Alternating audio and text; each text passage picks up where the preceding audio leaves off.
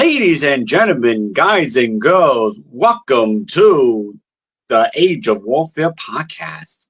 I am Centurion Anxious Maximus. That is my man, the Gate Aiden Cordier, and we're back with another fancy episode of the Age of Warfare podcast. On today's episode, we're going back to Latin America. That last episode we did Simon Bovion. And this time we're taking a trip to Central America, to El Salvador.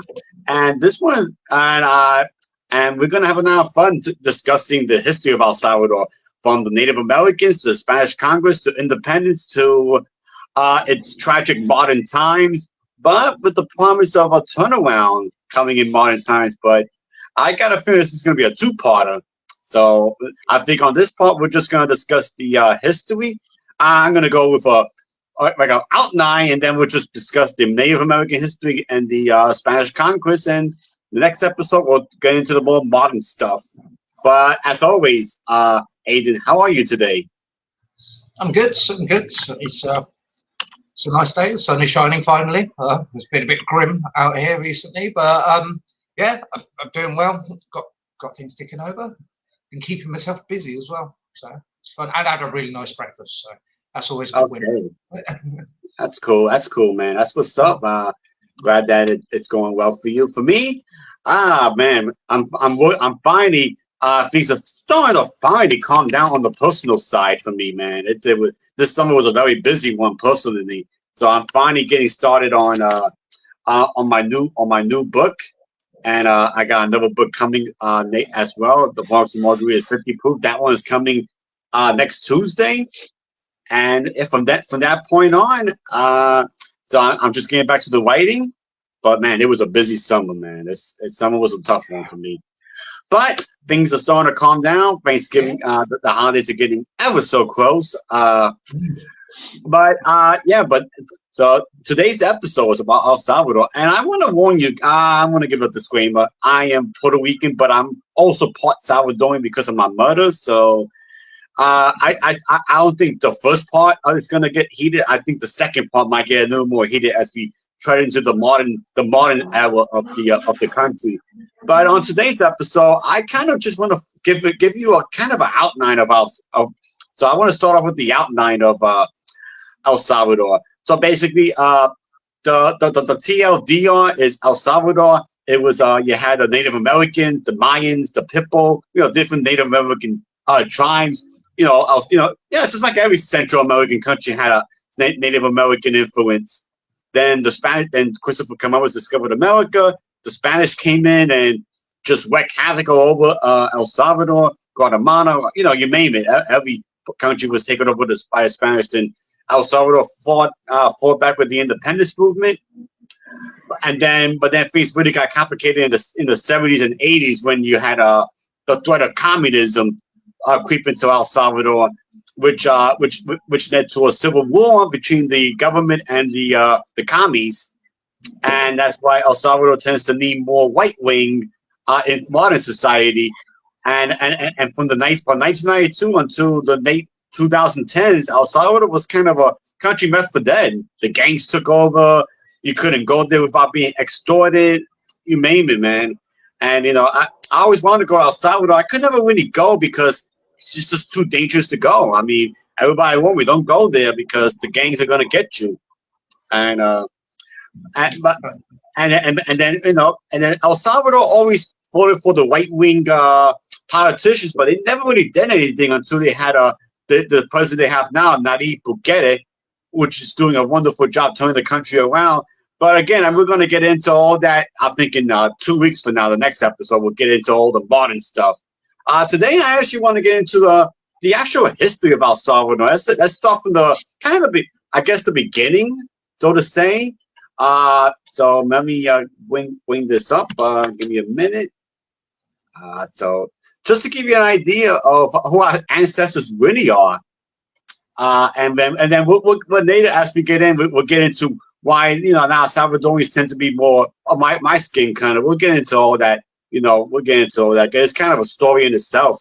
But anyway, here's a picture of a native Salvadorian. back before the Spanish conquest. This was called the Pipil tribe.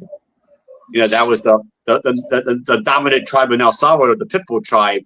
But you had the Mayan influence, and I really and taking the video game route. Here we go again with the video game route. I think Medieval 2 Total War, the Americas expansion, the Americas campaign did a wonderful job displaying the Central America during the Spanish conquest. You had the South, you had the Aztecs in Mexico, the Tarascans, the Taxpanans, the Mayans, the Spanish coming in, and then El Salvador was kind of a rebel territory. El Salvador wasn't really owned by anyone. It was if you ever played medieval Total War, you have your rebel settlements. It's a bit like if you played Roman Total War when that first came out as well. And they used to have, I think they took a lot of lessons from that, where they split up a lot of the European tribes in the same way. And there was no way that they could do Central America without doing the same thing with it as well, and showing this same setup, because from making a game perspective, they've already got it there. They're already doing a history as well. So it's really nice to see that they pulled that through and didn't just keep it European. As we've talked about umpteen times on this podcast about how the European focus gets in there as well, and you tend to have that, but it's nice to see these things coming through in games as well. And as you said, obviously learning the names of tribes, different peoples, and what happened to them as well.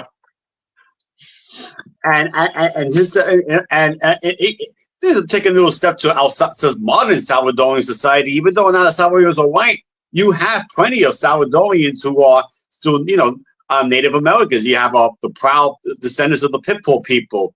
There's plenty of Salvadorians who are proud of the native heritage. And here's a picture of them. Obviously, because of the Spanish, there's not as many natives here, but they are still parts of El Salvador that are proud of their native heritage. So.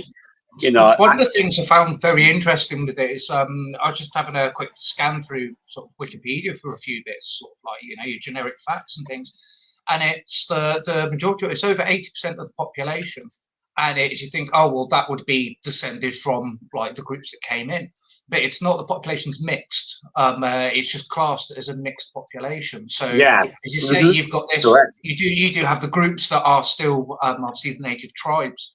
But the intermixing of everyone in the area, you get this huge spectrum of people who've got more or less of the native side, and more or less of the Spanish and European settler side. Yeah, exactly. So another fun fact before we go on. El Salvador has a nickname. It's in Spanish, of course, El Bugacito. El Bugacito is a nickname because El Salvador is the smallest country in Central America. So it's known as the Bugacito, the little engine that could, the smallest country in Central America. But yeah, we Salvadorans are very proud that despite our small size, we tend to have a pretty robust economy in today's world. And we've gone through many trials and tribulations, despite being the smallest country in the Central America region, and actually one of the smallest countries in the world. Actually, it's actually slightly bigger than Puerto Rico. Believe it or not, it's actually about a little bigger than Puerto Rico, the size. But despite that, though, El Salvador boasts a population of over 6.3 million people, despite our small size. I'm sure that's the size of London, if I'm correct, right? It's a bit. Well, it depends how you count London, but yeah, it's roughly what you'd consider London. London can go up to about 12. Yeah, well, London, according to Wikipedia, and this is 8.9 million people in London. Yeah. So almost as big as London for a small country. For shits and giggles, Puerto Rico's got a population of 3.1 million on the island. For shits and giggles, in case you really wanted to know what the population is here. But anyway, I don't want to get so. Anyway, so basically, El Salvador was kind of countries that has a Central American Native American influence. So obviously, we all know how the Aztecs were. They were a very expansive civilization. They were a very advanced civilization too. If you ever go to certain parts of El Salvador, you can also see Native American buildings, temples, and all that. Even though Mexico tends to be the better place to go for those if you want to see Mesoamerican buildings. It's quite an interesting place because it's where it's situated. It's kind of in between some of those bigger empires, really, because it is one of the most central places as well. It's Right. in that Central American bit. It's almost right in the middle. So I'm going to bring up a map here. It's in Spanish, so I'm going to do the best I can to break it down for you. So this is basically Central America. So it's in Spanish. So you got you got in the orange with the territories of Spain. Then the yellow were like the the confederations of different tribes. So, and it's in Spanish, so it's a little hard to understand. But basically, El Salvador will be around. Okay, let me bring it up a little bit so you can see this part right here. Let me bring it up. So around. I don't know if you can see my mouse. Yeah, you can that's it. Yeah. Yeah, that's pretty much El Salvador. That's pretty much back then. Then El Salvador. You couldn't see the mouse. It's the green bit surrounded by yellow. Correct. Yep. And then you go to the north. You got Guatemala, then Honduras, and then all this is Mayan territory, right? Which is Costa Rica, Nicaragua, and then Panama all the way down here. Panama. All the way down here is Panama. So Central America is one of those countries we don't really talk about. When we talk about Native American history, it's mostly Mexico. We talk about the Aztecs and all that, but Central America, there was a lot of Native American influence, believe it or not. And Corsican. Let me bring this up as well because this is what El Salvador was actually called back in the day. So give me a minute to bring that up for you. Stop screen. Let me share this screen. Yes, here we go. And this was the actual name of El Salvador before it became El Salvador. This is what it was known for. There was a pre-Columbian confederation of the Mesoamerican people that extended from the Paz River, which has covered most of western El Salvador. Has that got links to being named after the gods, the sort of like your Aztec, your Mayan, your Olmec? It sounds very, very like that. Yeah, and then you get into the Olmecs, which was actually the mother, the mother empire of Mexico, the Olmecs, from 1200 to 400 BC. Yeah, but we gotta the Olmecs are kind of an interesting one as well, believe it or not. I mean, obviously that's far away from the scope of this episode, but yeah, the Olmecs did have a bit of a influence on Salvadorian history. So basically, these people were in control of El Salvador. Then the north you had the Aztecs, the Taxicranans. The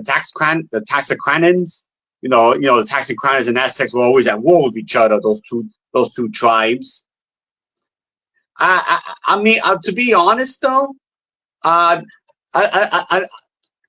the problem with Mesoamerican history of El Salvador, none of it got erased thanks to the Spanish though. Just like the Spanish kind of erasing out of the Taino influence in Puerto Rico, they kind of did a good job of, taking away a lot of the Mesoamerican influence in El Salvador. And it tends to be El Salvador that has the least amount of Mesoamerican influence left. because later down the line, El Salvador was kind of one of those countries that didn't let people of dark skin into the country. They were kind of one of those countries that that really wanted to be Spanish badly, if that makes sense. Yeah, it's it's quite interesting. It's a bit like to equate to something people might know a little bit more. If you look at European history and what the Romans were doing, where we know about Celtic peoples, and the name Celtic Right. obviously derives from the Romans as well. They wouldn't call themselves that, and their religious practices. The same with Viking religious practices as well. We've got very little information on this, and this is all to do with these later Christian empires through various bits of history, generally from early medieval onwards, in this case as well. And you end up getting a lot of it erased, and then people wanting to fit in with the people at the top, because that's how you improve your life. And so these ideas get left behind and lost as well. So it's not just the destruction of that. You get this social pressure to essentially just not bother with it and not learn about it. Which is one of the big things, obviously, that we know from modern education as well, with people pushing to bring these things back to actually learn about those bits of history. Right. One of the other really interesting things about it is, and we'll get onto it properly in a bit, is Right. the terrain. Because we always end up talking about terrain at some point, but it's the terrain of the terrain, that correct. region of the world creates huge issues with the volcanic regions as well. Being able to do archaeological excavations in areas with volcanoes is obviously a little bit dangerous, because the length of an archaeological excavation, it's difficult to do those types of things, and because of the layers that you get through it. However, just a little side point here, it's something called tephrochronology. So when you had, we talked about this when we talked about Vesuvius, when that erupted, and the volcanoes in Iceland as well. And you get the volcanic ash where it lands has a it's very distinct, and you can actually match it to an eruption.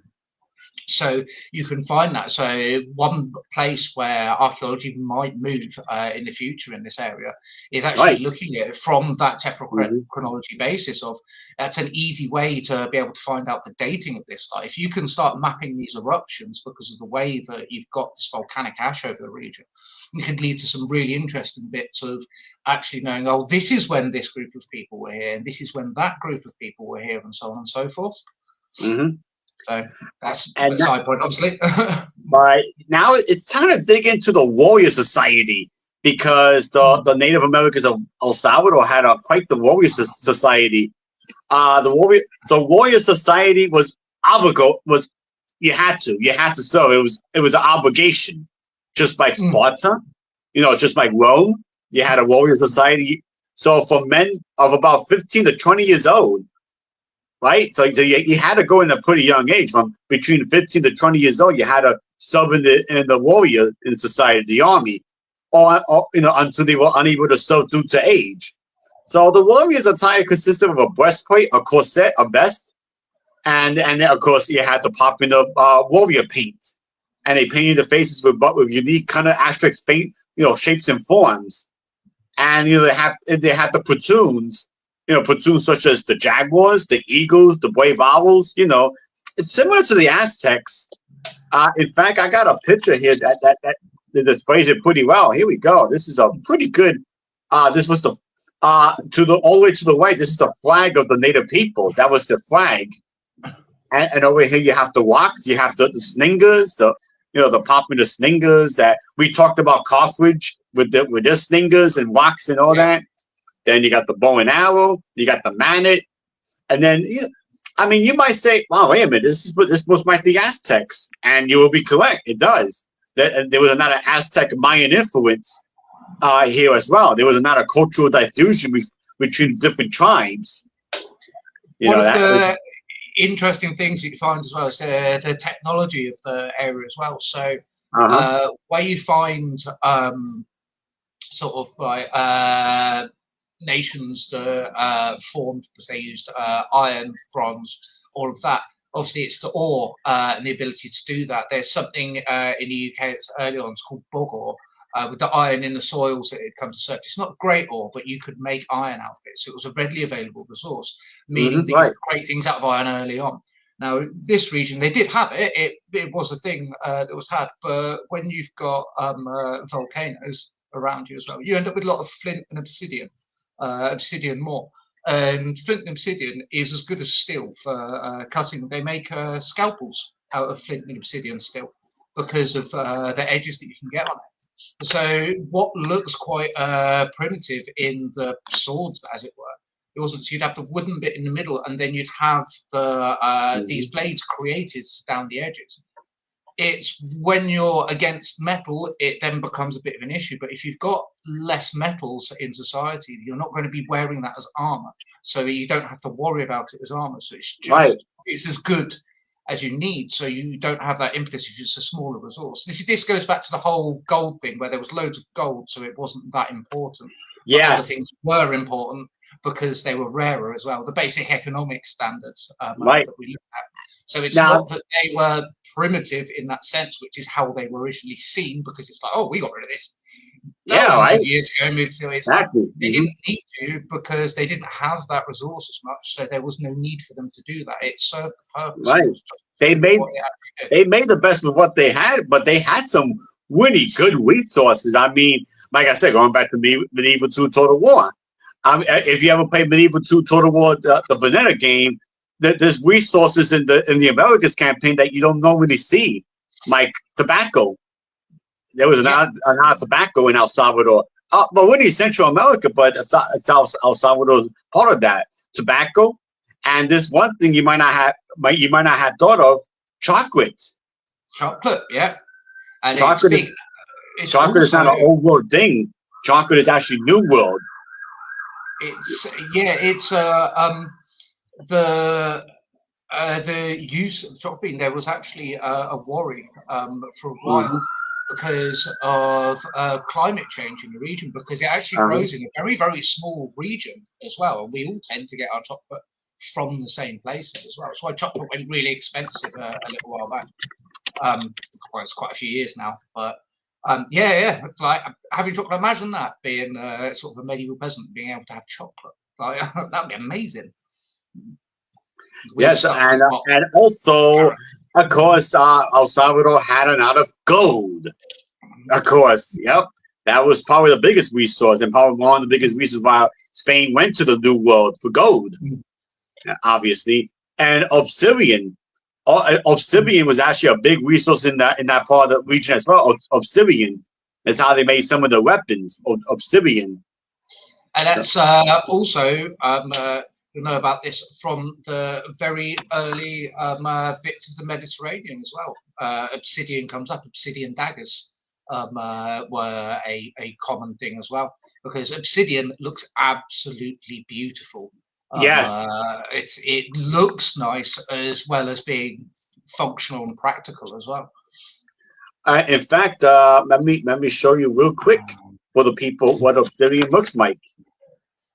That is a piece of obsidian, raw obsidian. That is. That's what it looks like in raw form. It's essentially volcanic glass. Yeah, exactly. It's most basic. So, but yeah, it's amazing. And you think if you've got volcanoes around, that's like, this is why I mentioned bog ore, because this is the equivalent of that bog ore that we use to make our basic iron. This was that, and the basic iron wasn't any good. It wasn't like this iron these days as well. There we go. That's one of the biggest weapons in Salvadorian Native American culture. You know, the mace. You know, this was or the mallet, whatever you want to call it. You would just wham, right into the victim, and it would catch him. And you see all the blades on it. You know, so if I overshot it or undershot it, you would still get hit by the bottom or the top or whatever applies. You know, it almost like a sword. I almost think that I almost think this is better than a sword. What you think? I'm not. You know, this was actually better than a sword to a degree. So, The one of the big, yeah, for early swords, when you've got hacking, the one thing it doesn't do very well is obviously the stabbing side of things. But when you're using it in a slashing motion or a ripping motion, it is similar to a sword when you'd use it in that sense as well. So when you think about some of the swords that, say, the Spanish were bringing over, that late on in the 1500s, we're not talking about standard medieval swords where you did have those weapons still around. You're talking thinner blades, the rapiers, what we'd consider fencing weapons as well. You get your sword caught in one of these, it'll snap it in half. And then what are you going to do then? As well, you just got to hope that armor that you're wearing is going to survive being hit by this. And it's got weight behind it as well. So if it sort of combines sword and mace at the same time. It's like being hit by a chainsaw that hasn't been turned on, basically. Yep, exactly. That's a really good analogy right there. Well, very good analogy right there. So obviously, obviously, and another big thing about Salvadorian culture back then was religion. Obviously, they believed in what we call the sun god. The sun god, or the divine energy of life. Religion as well. Like I said, there's a lot of similarities between the names of El Salvador to the Aztecs and the Mayans. There was a lot of similarities. But religion was also very important. And then you had the peace pipe. Like I said, tobacco, the peace pipe. That was a very big thing. And then another thing was music. When music and religion actually come together, you had the drums. The drum was a very important instrument in Native American culture because drums could mean paying a homage to a god, or drums could actually be used to drum up the morale of your army. Yeah, it's drums throughout history have been actually really interesting for quite basic instruments. So obviously there was the period in history, especially sort of European history, because we have metals, you end up with things like trumpets and bugles and things like that become one of the things that people have. And it's when you get into this advent of Napoleonic warfare, where you've got these driving beats, you're trying to get people to march in rhythm, or when you were trying to row, and so you get this rhythm side of things. When you're rowing, you have the drums to keep you rowing in time that has been time immemorial. You end up with this situation where this beat spurs you on, so you're all acting in concert as well. It's not just a signal to do a thing, it actually keeps everything going, and it gives a certain ambience as well. Think of it like a soundtrack in a war film. Right, exactly. They created their own as well. And beautiful designs on them as well. Yeah, I love these drums, man. These are really good drums. And I got another picture for you too. Give me a minute. Here we go. Yeah, these look wonderful. And like I said, Medieval 2, Total War, the Aztec campaign, like I said, if you ever get a good computer, you gotta get on that Medieval 2 and the expansion. Oh, man. Also, I'm sure you know who the composer is, Jeff Van Dyke. Wonderful composer. Yes. Yeah. I think he's Aussie. I think Jeff Van Dyke, or Canadian. I can't be sure, but Jeff Van Dyke, is he Canadian? Well, yeah, he's Canadian Australian. Oh, that's a hell of a combination. He's from Vancouver, Canada, but he's actually part Australian. But I'm gonna tell you, the music he did for the Aztec campaign, man, it's great, man. The music, the Aztec, influenced music, the drums and all that, and the screaming. It made. I mean, when Total War lost Jeff Van Dyke as a composer, it took a big hit. I honestly can't really get into the Total War games. Granted, my computer stinks now for them, but man, I'm a classic. I'm a fan of the classic games, and I still have. One of those ones where you listen to like you go on YouTube to listen to some music. It's one of those games where you'd actually just go, "Oh, I'll listen to the music from this game because it is that good." Yeah, it's like I played medieval Total War as well, the classic medieval Total War as well. You know, and Jeff Van Dyke did the music for that too. Yeah, I'm telling you that guy is wonderful, man. Yeah, it's a big nos when they nosed him. But anyway, I don't want to get too off topic talking about composers and all that. even though it kind of connects. But anyway, obviously now we got to get into the fall of the natives, and for that we got to bring in this champ. His name is Pedro de Alvarado. Basically, he's the Salvadorian version of Hernan Cortez, Conquistador. Basically, how much money did that outfit cost him? It's like, you look at it, you're like, that armor. Yeah. He probably had that made in Milan for like probably or it had to be. But yes, the Spanish conquest of El Salvador started in 1524. So obviously, so that's when it all started with Hernan, the story of Hernan Cortez going into the going into Mexico, take it over. You heard of Veracruz, right? Mexico. Yeah. That was the first Spanish colony in the New World, next to Havana, Cuba. So then Hernan Cortez, he basically got into Mexico, but then you had this champ Pedro de Alvarado, and but it all started with him conquering Guatemala. He started to take on the Mayans and get into the parts of Guatemala. So and then he took obviously how Hernan Cortez took over the Aztecs, because he took advantage of the Aztecs and the Taxicranans. He actually hired the Taxicranans to take out the Aztecs. So that particular tribe got special treatment by the Spanish. Some weird side point here. Look at his coat of arms. Look at the right-hand side of his coat of arms, and then compare it to the flag of the people he was fighting. That is a weird coincidence. I know. Very bizarre coincidence. I know, right? Exactly. I know. Like I said, Spanish history could be one of the most. This is why we do history. This is why we're hobbyists in history, because of all these little tangents we get into, man. It's crazy. And so in 1529, El Salvador became embroiled in a judicial dispute with neighboring Nicaragua. So obviously, Nicaragua was already under the influence of Spain. So essentially, what this dude did was he went into what was modern day El Salvador, San Salvador, which is the capital. He just went in there and just said, "Hey, you're going to be part of my empire now, whether you like it or not." So he just said, "Yeah, screw you. You're part of my empire now." And here's a good map of the conquest of it's a little off, but I promise it will make sense.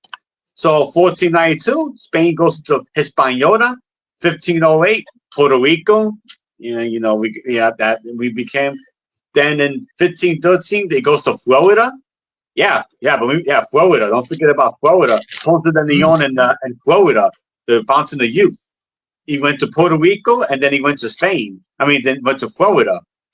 Then 1509, he went to Jamaica. Spanish. They went to Jamaica, and we covered a little bit in the last episode when Spain went to Jamaica. And then from Cuba into 1519, they went to Mexico, Veracruz, 1519. And then in 1524, you're going to Guatemala, you're going to Central America. 1527, you're going to Nicaragua. And then in 1541, the last bits of the Spanish conquest, they go into the Yucatan, which is modern day Belize, and I think Guatemala goes up there, and Honduras, and then you got Belize. Yeah, Belize is a real one. The country of Belize. I had a friend who lived in Belize for a few years. There's a British Air Force base there.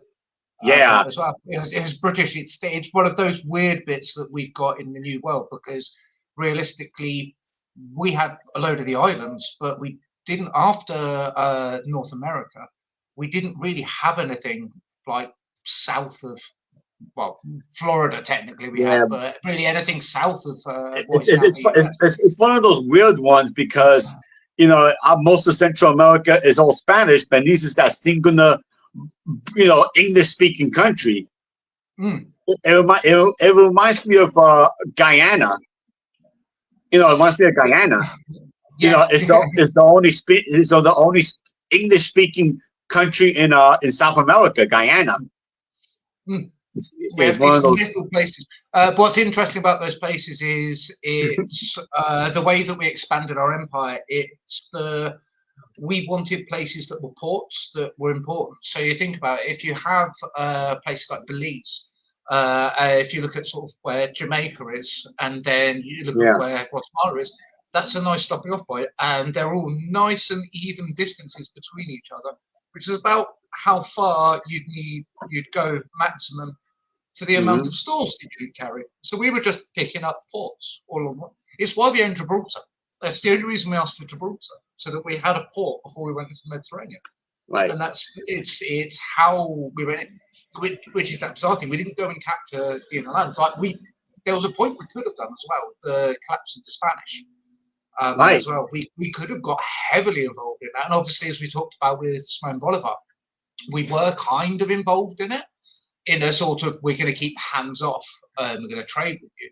But it shows the trading nature of the British Empire in this region, rather than we were quite concentrating on the land side of it. Once you got into, say, India and the Far East, that's where we were picking up land. Whereas, obviously, in the Americas, after the US, we were like, well, we've got Canada, but don't really want anything south of that anymore. It all seems to go horribly wrong, which is it's kind of a bizarre one.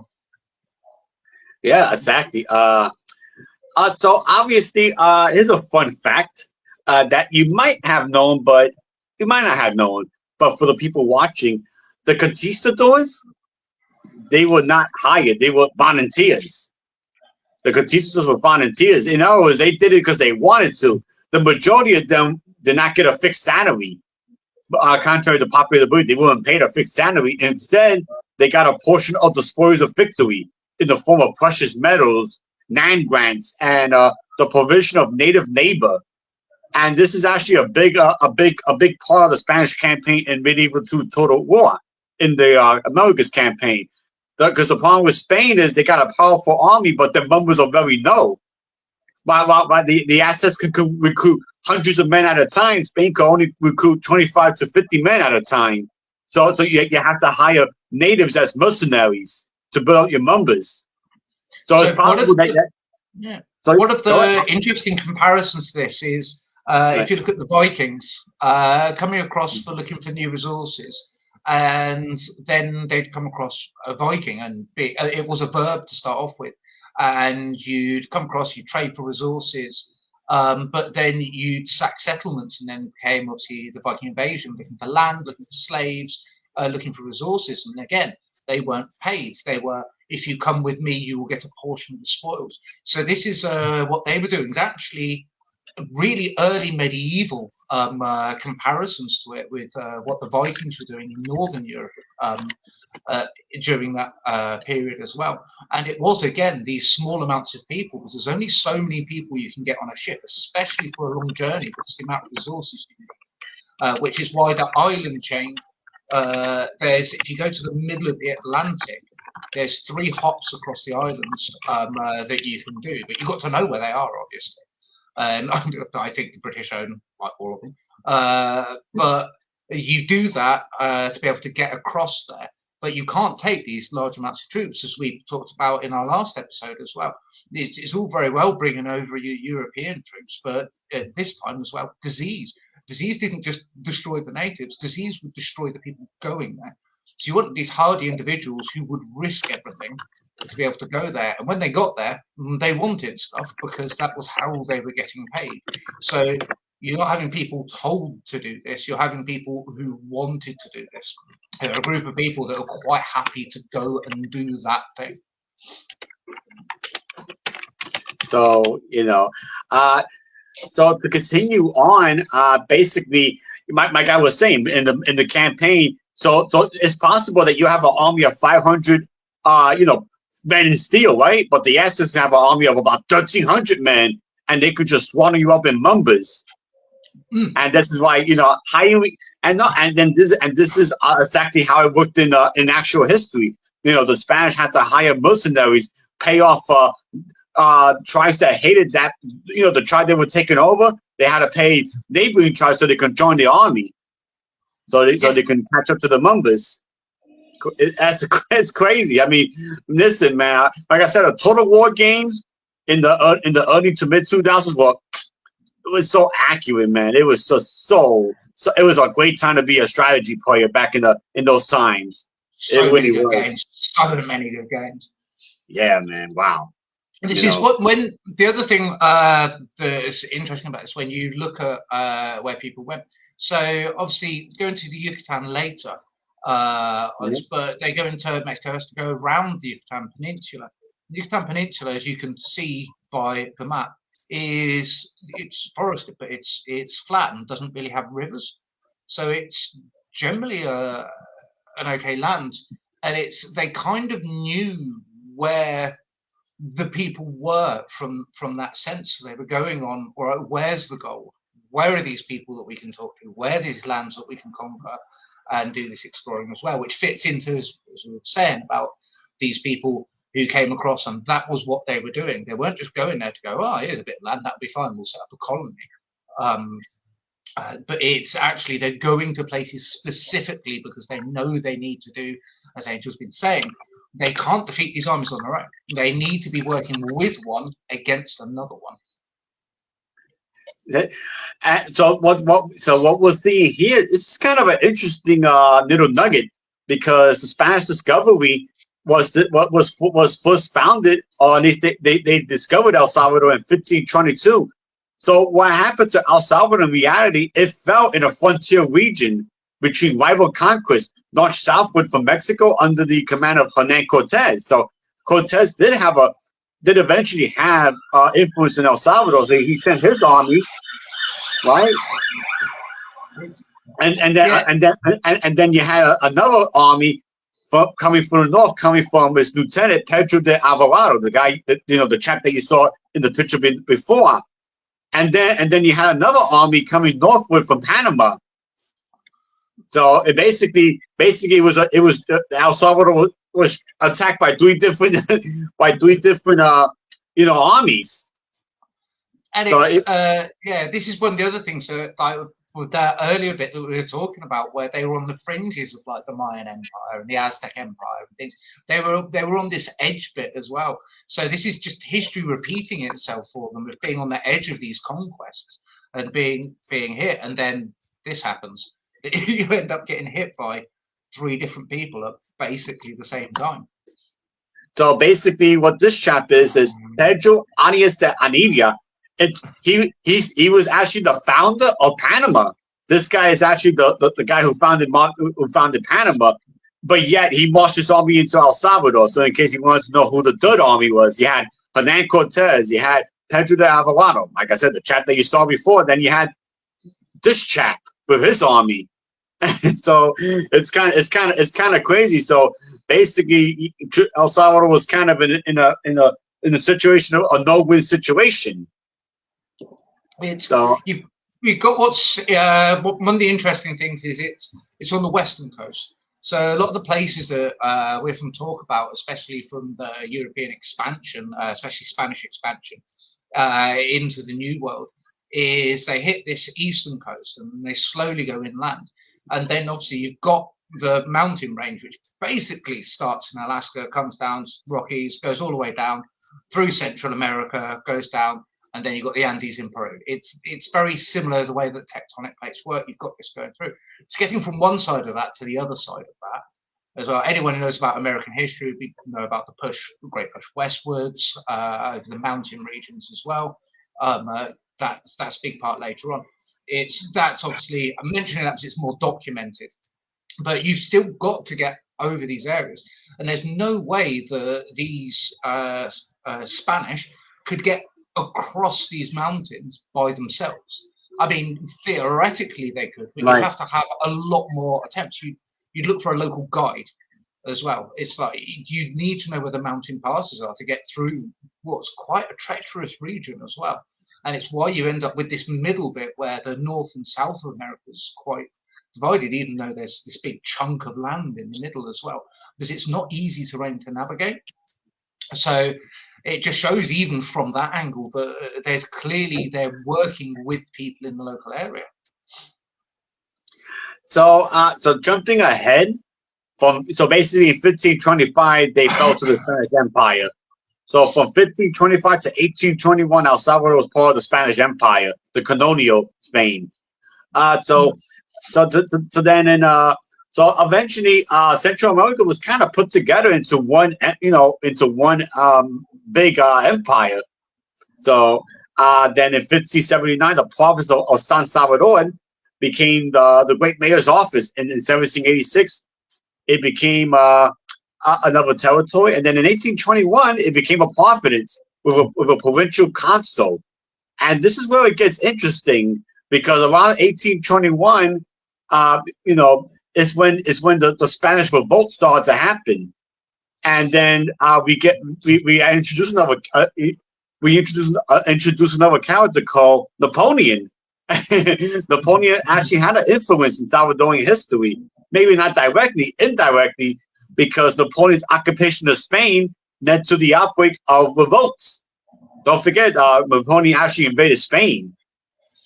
And had it. So this is, as we said, this is the time of we're getting for Simon Bolivar and things exactly. This is the same time period, and not actually very far north of this region, but it's still separated as well, because the stuff we talked about before was south of Panama. So you use the Panama Canal as a dividing line. The stuff we talked about before was south of that, with a few bits above it, whereas this bit's now in the central area, which remains fairly divided in this, but the same sort of things are happening because it's all still Spanish at this point as well. So it gets interesting, because then obviously with that, and then you had a public propagation for the 1821 Act of Independence of Central America, which ended up being a very important piece of paper. It was the Act of Independence, on in Spanish, not Acta de Independencia in Spanish. It was obviously written in Spanish, but the Act of Independence, it was a very powerful piece of paper, because it was to send invoice to Congress to decide the form of the region's independence. This is when you started to talk about independence from the Spanish Empire, which, like I said, it connects to the episode we just did a few weeks ago with Venezuela and all that. Now it's spreading into Central America. So it just really gets crazy after that. Let me bring up this image here. So yeah, this is basically the document. Obviously, wow. Yeah. September 14th, 1821. 1821 was a big year for our Salvadorian history, because after that, in 1823, they joined something called the Republic of Central America, which you might have heard of, but in case you didn't know, you don't know what it is. The Republic of Central America it lasted from 1823 to 1841, 1839. There's a little bit of a discrepancy when it happened, but it was basically a republic that consisted of 5 states: Costa Rica, El Salvador, Guatemala, Honduras, and Nicaragua. Basically, it was a super, it's the thing of dream. In modern society, it's the thing of dreams. In modern society, yeah, like a superpower. It's interesting that this same thing's happening at the same time as Simon Bolivar, and you get this grand area that's created that ends up splitting into countries later on as well, where their initial idea is to all club together to do something and create a specific. And by the way, here's the flag of what was the Republic of Central America. This was their flag. And the reason I bring this up, and I bring this up because you compare this to the flag of El Salvador, right? Not that big of a difference. They shifted it on the color like, spectrum. That's about all they've really done. It's also similar to Argentina as well. The Argentinian flag. And it looks like the all-seeing eye in the middle. Yeah, the only thing that Argentina has the sun in the middle. Yeah. It's what has in the middle, like a lot of the Middle Eastern flags that are the same with a different number of stars. It's Iran, Iraq, and I can't remember the third one now.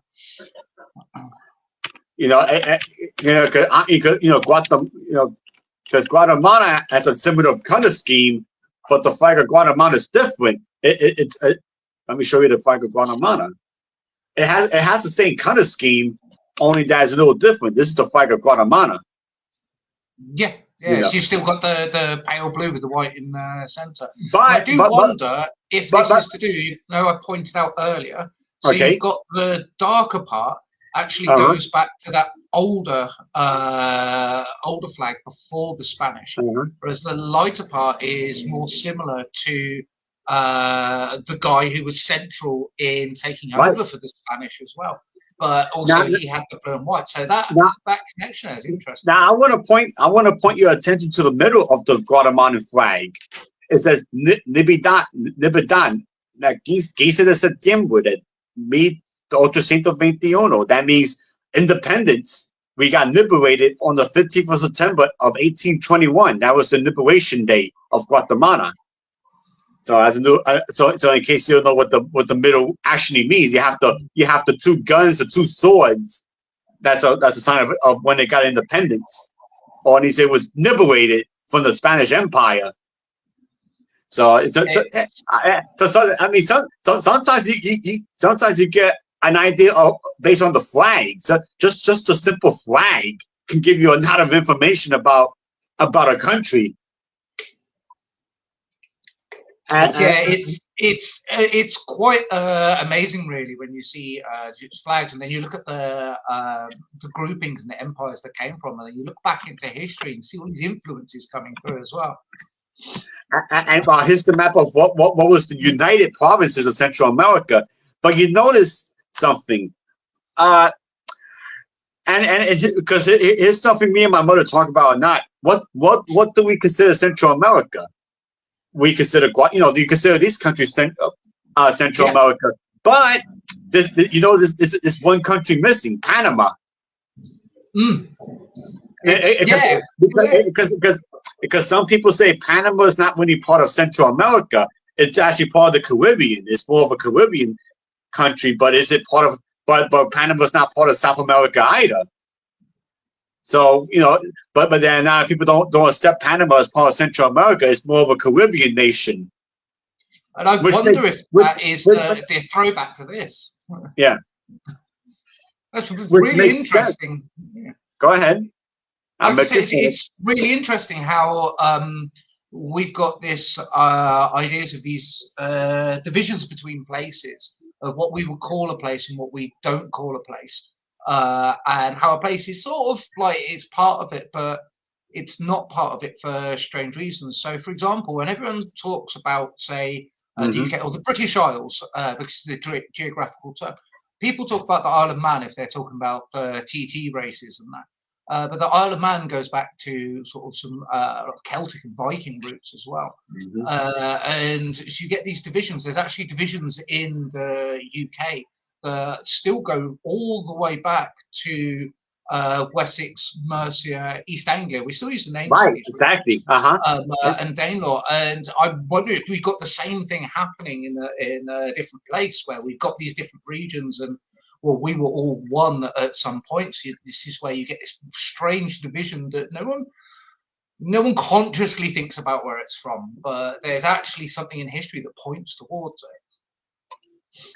Yeah, so like I was saying about Panama is like it's a very strange, because some people say Panama is Central America, but and the thing about Central America is it's not really an actual part of the map. what I mean is you got North America and South America, but there's no such thing as Central America. That's more of a political boundary used to, for political purposes. Because Belize is not part of Central America. Belize and Mexico. Yeah, it's kind of bizarre, really. I know it's bizarre. I know.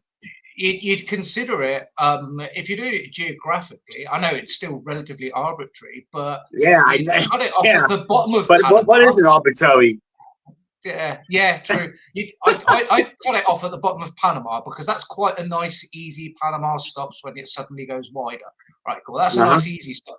It's that northern side that then becomes a little bit more difficult because Mexico is so big as well. People forget how big Mexico is, or how big Mexico used to be. Mexico used to be way, way bigger. Yeah, right. Yeah. And how much land they occupies as well.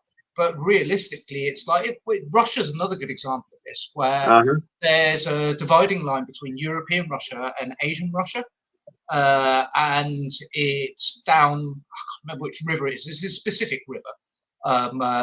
It's down, and one side's considered Europe, and that's where the dividing line of Europe is. And Russia massively straddles this, with most of its population actually in Europe. So is Russia a European country or is it an Asian country? And it depends how you talk about it. This is a similar situation going on here. That is Mexico a Central American country or is it not a Central American country? Is Panama Central American or is it South American? Yeah, I mean, in reality, Mexico is actually part of North America still. It's North America, which makes sense because when we talk about politics, Mexico is always known as a North American country. Yes, yeah. And it's just one of those mind-blowing things. I know with Belize as well, it's just considered North American as well, even though Belize could actually be considered Caribbean too. Belize could actually be considered Caribbean. It's one of those it's one of those strange things. So I guess to jump ahead in history, so obviously you had the Central Republic of Central America that fell, and then and then El Salvador just kind of it fought for independence. It struggled to be independent. There was a struggle. So eventually El Salvador did get its independence. I believe. When did El Salvador get its independence? Let me look it up real quick. The exact date. I know it was September. I know it's in September. When it got independence. So I had it's September. It's the 15th of September. 1821 was Spain. Yes, from Spain, but then it still had to be, declare independence from the Mexican. That's another thing. It was declaring independence from the Mexican Empire. Oh yeah! Wow. How many empires was it part of? That's insane. Okay, let me fit. And then here's another crazy thing. Then it declared independence from the Federal Republic of Central America in 1841, and then it was given international recognition as an independent country in February 18th, 1841. It was actually declared. Internationally as independent, even though we Salvadorians like me say it's the 15th of September of 1821 we got independence, but we didn't get true independence until February 18th of 1841 when we got recognized as an international country, as our own country. That's really what the other thing that's really interesting about that is. Recognition as a country on the international stage. The year that it happened in, so 1841, we think of that the international recognition of countries being a very modern thing. Stuff that came out of, say, what was before the United Nations, the League of Nations. So from the League of Nations after World War One, the whole getting together, recognizing countries, working together as a world rather than as doing things individually as countries, getting together and talking about things to prevent massive wars. And we think about that again as a European perspective. However, this recognition as a separate country, it happened a lot earlier. and a lot of the earlier recognition of being a separate independent state or group of people often came from ambassadorial things. It's like how many countries would recognize you as this. Obviously, you always get points where certain countries will not recognize you as an independent country for various reasons. Look at the world today and everything that's going on over Palestine, for example. That's a thing. We still have this contentious issue today, even with the UN. But this is in the age of sail ships. We're only, 1841 is when we're starting to use steam, really. And so the world's getting a bit more interconnected, but you don't think of that sort of international forum where everyone turns around and goes, oh, yeah, no, you lot are definitely a country. Good, you got your independence. Right, we'll recognise you. And that declaration's all good as well. So it's a bit more ad hoc in those days. It's not that you go to the UN, you get recognised. It's a bit more ad hoc, but it still seems really, really early when you look at history from a modern perspective of how this happened. But it's as you say, this 20-year period in between. Right. Like that's like you could have been born under the independence independent El Salvador. Yeah. And then it took wasn't really independent until to be because he was still part of it. And Aidan, we're about to finish off this part. So there will be a part 2. But before we finish, you thought the United Provinces of Central America is one thing. Guess what happened in 1896? They tried to bring it back. They tried to bring back the Republic of Central America. They tried to bring it back, but it fell on his ass really quick. Let's put it that way, because what happened because you remember the old one, you had Guatemala, El Salvador, Nicaragua, all these countries, and in the second failed edition, you only had El Salvador, Honduras, and Nicaragua. That's it. Guatemala and Costa Rica then signed the treaty to join the Republic. So it's a smaller territory as well. Yeah, it's making these federations. I'm actually genuinely surprised that you don't end up with a federation. So it's one of the things that people don't think about in the modern world. That a lot of countries are still federations. You've got the United Kingdom. You've got Germany. You've got the US. The US is a federation of countries as well. So you get a lot of places that are a federation of different countries. Even Russia, for example. Right. So I'm surprised that they didn't manage to bring it back. And I do, considering the years that it happened, I wouldn't be surprised if there was a lot of international tinkering by other nations. Not to give you a little bit of a history about this, the second edition of the the Republic of Central America, the second edition. Neither Guatemala nor Costa Rica signed the treaty to join, but they were interested in joining. And then the Republic was formed on September. Oh my God, the 15th of September, 1896. When was the 15th of September? Yeah, you heard. I'm sure you heard that date before, right? 1896. That's the 75th anniversary of independence from the Spanish Empire. Unbelievable. And that's a good date to form it on, though. Not just that. The same exact date where they got independence from the Spanish Empire, 15th of September. In other words, the date itself, it already doomed this project by the date itself. It was this project was already doomed. Just the date itself, 15th of September. You said no, and then here's the crazy part. The United States President Grover Cleveland recognized the nation on the 24th of December.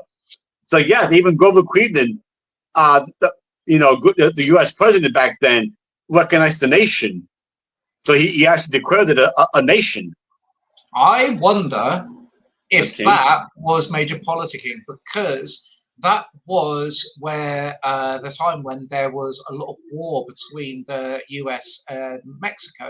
So you've got Texas as a separate country earlier on as well. And so a lot of conflicts. The last war between the US and Mexico was 19 1913 to like 1915. It's one of the reasons that they came into the First World War a little bit later, because they were already doing a lot of stuff over in the Americas as well. So I wonder if part of that was a policy. If I recognize a country on the other side of you, I can then, if you treat them badly, I can then go in there as their ally, and then you're surrounded essentially. So I wonder if there was a lot of political thought behind that, of recognizing them.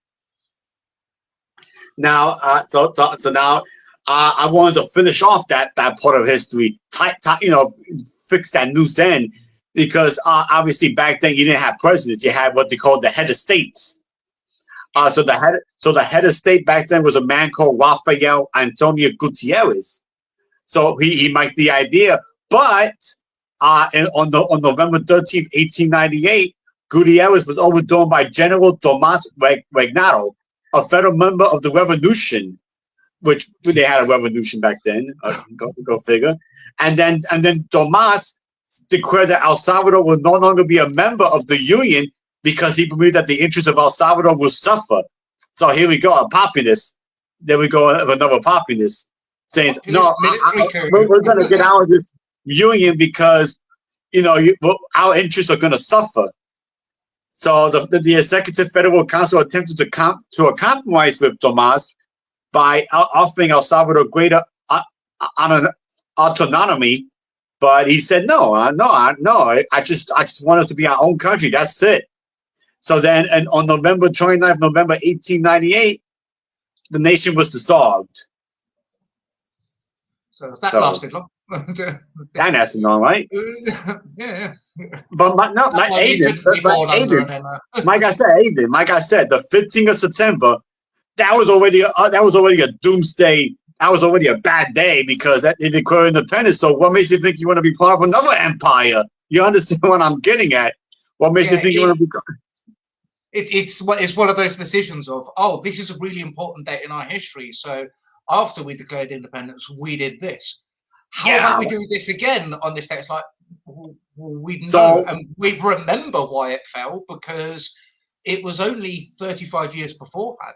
So when you've got people our age, we were the people who were born during that, who then had that influence in those assemblies and those discussions, and went, well, no, we remember, like as children, this wasn't a good idea. There's a reason we didn't have it anymore, and now you're trying to assert this. Like the goal was get rid of the Spanish, sort ourselves out, go our separate ways, but work together, not get back together again and become one larger empire as well. So as you say, it's I understood why they chose the date because it was such an important date, but I don't think they really did some, let's just say, polling of the populace to find out what they might think. That side of things, as you would call it in modern. Yeah. And, well, Aiden, I think this is actually a really good spot to end this episode. Because the next episode we're going to start getting into the more modern times. But I'm going to tell you something. The 1920s, 1930s, until the 70s wasn't necessarily my mother might, and this is where I start to get into my mother a little bit more because she was born in El Salvador in the 50s and was raised in the 60s and 70s, and she said it was a beautiful country. It wasn't always a beautiful country. She might have had a rose kind of grasses because back then they was under what they call a military dictatorship back in those times. Yeah, it's the way the world worked back then. This is the thing we'll get into next time, but I can see where she's coming from a certain perspective. But there is, as you say, you're under a military dictatorship. It's like having a king without a proper parliament. Right, exactly. So we're gonna get into all the modern stuff. And I will warn you, people, that part 2 will tend to be a little more controversial because we're getting into the modern style of things in today's world and my personal feelings. I mean, like I said, I'm going to try to keep it to a minimum, but it's going to be tough because, I agree with my mother on a lot of things, but there are certain things I don't agree with. And then we're going to start getting into the idea why else now this is because this is the big question. Why does El Salvador need right wing? And this part is going to start is going to explain a not why El Salvador tends to be more right wing and not of issues. So there you go. And it tends to be the more right wing out of all the countries in Central America. They tend to need the most white. We're going to get into all that though. But for now, I forget, man. I missed the fact that Nee Edwards had joined us. I totally missed that. We were so into the conversation. Yeah. So thank you Nee for joining. Thank you, Nee, for joining. We were just too concentrated on the conversation. But yes, join us in a couple of weeks when we get into the controversial modern day history of El Salvador. And we're gonna, as I said, we'll try to keep it as neutral as possible. But I do have my feelings on certain things. But as always, thank you for coming on by. And for those who didn't get to see it live, it will be up on replay on the Book of Silent Podcast Facebook group and on the Legionnaires Evangelist Maximus in my group as well. So thank you for joining. As always, questions and comments are welcomed. Until then, guys, this has been Centurion Evangelist Maximus. That's Negate Aiden Cornea.